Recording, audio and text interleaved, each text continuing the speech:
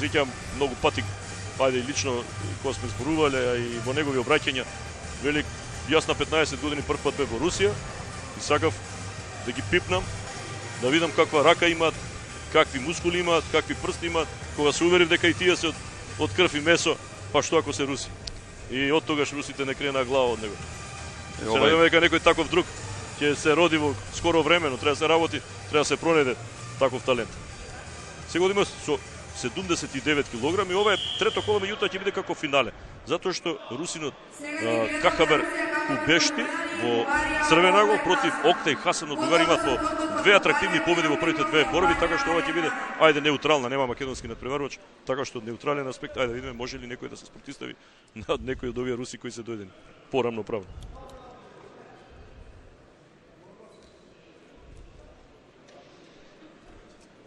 Ова е типични бугарска и руска школа, што е идентична.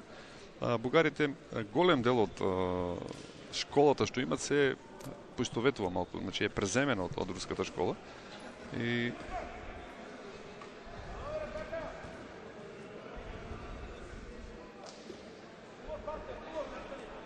два поена веќе за русинот.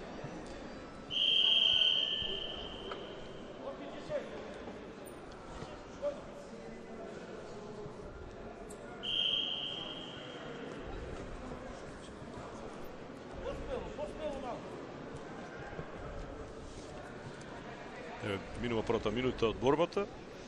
Инаку Кубешти го победи вториот бугарин во оваа категорија Михов 10-0 или со технички туш во првото коло, во второто го победи Данеј со 8-0, а Хасајн го победи Данеј со 10-0 или технички туш со прекин и во втората со прекин против Михов, така што и двајцата имаат исклучително убедливи настави првите две кола.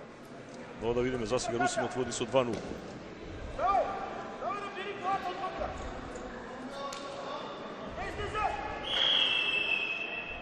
Сега уште 2 поена.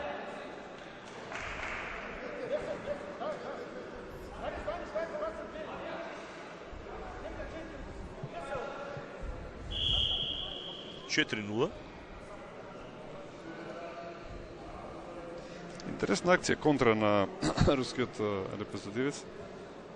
Успеа да се одбрани, меѓутоа да беше во некаде во средината на борилишето, мислам дека таа акција ќе се одвиеше поинаку. Бидејќи тамо веќе излегува и можеше да прекина, а тука можеше да поинтира и бугарскиот репрезентативец.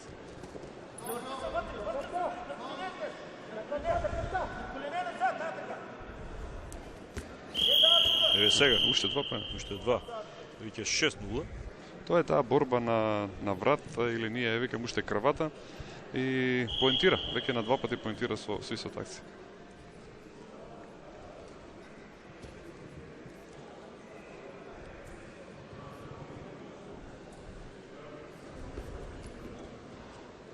На изглед целата борба, кога гледате како на раци се борат, изгледа малку така едноставно, меѓутоа е многу силна. Тука одлучува кој е посилен, кој... Еве пак. 4 пати, некако слично, постојано, ајде да речеме за нијаса, постојано повеш, побрз, умешен, посилен за 8-0, 4 пати по 2 поена за 2,5 минути борба. И како што мислам дека се спрема уште еднаш да го прави тоа. Сега е поен за бугарската. Сега тој излезе, да. Конечно поен за бугаринот. Најверојатно направи простор за втора рунда. Се умори, мислам, веќе беше предвидлив, неколку пати направи таа акција. Пак сакаш уште еднаш да ја направи.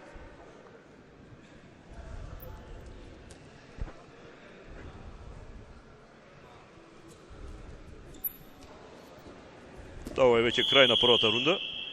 8-1.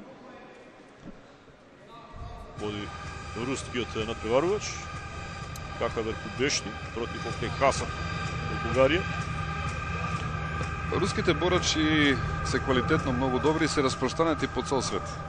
И тука малку го прави борењето интересно од аспект се случува во некои категории да има само руски репрезентативци.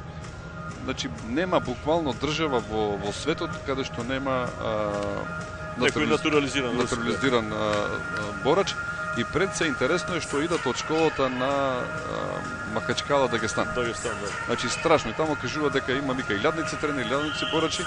Не се работи ни за пари, за ништо. Таму борењето е престиж. Престиж, да. Врв на се. Значи ако Да бидам подобар од брат ми, од соседот, се гледа резултатот. така од другите. Кој ќе направи се поголем резултат. Така. Сега обиди на Бугарија да направи акција, да видиме ова би за сега за контра и еве го русинот повторно. И ако земеме дека Дагестан, нека е дупло поголем од Македонија. А ги дава сите светски борачи. Значи Македонија иако со толку може да има борачи, ако се концентрира и правилно се работи. Така. Меѓутоа треба да се раната специализација во борењето, во спортот треба да се го направи своето. Многу поодрано треба да почне да се работи со. Дали беше ова челендж? Да. Да. Да, бугарскиот тренер побара, веројатно се врати снимката. Може би мислеше дека има нешто друго, а не 10-1 предност за русинот. Мислам дека е чиста акцијата, бидејќи влезе, квалитетно влезе, меѓутоа во последен момент се одбрани рускиот борач. Многу интересна акција, еве погледнете. Дали ова поен? Не. Чиста акцијата, чиста. И еве го како контрира. Да, еве веќе и тука имаш веќе 2 поена, да. Чиста акција. Не знам, мислам дека според мене е многу чиста акцијата.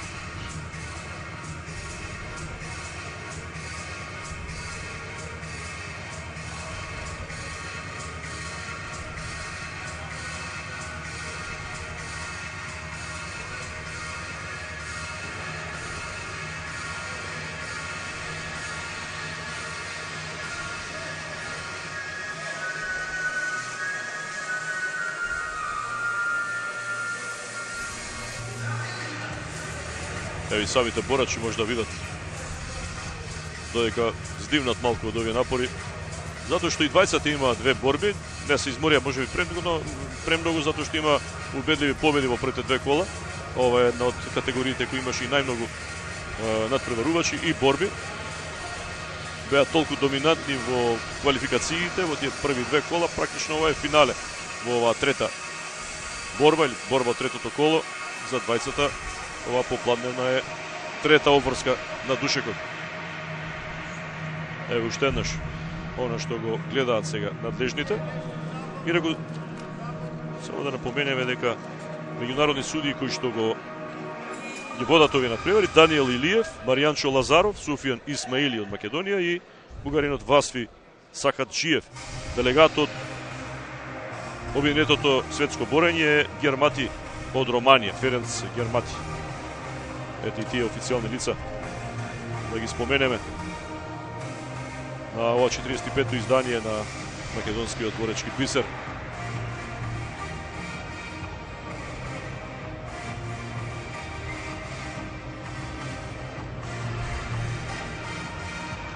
А меѓу оние кои што се присутни тука, двајца поранешни председатели на Боречката федерација, Ванчо Чиплиганец и Чедо Николовски.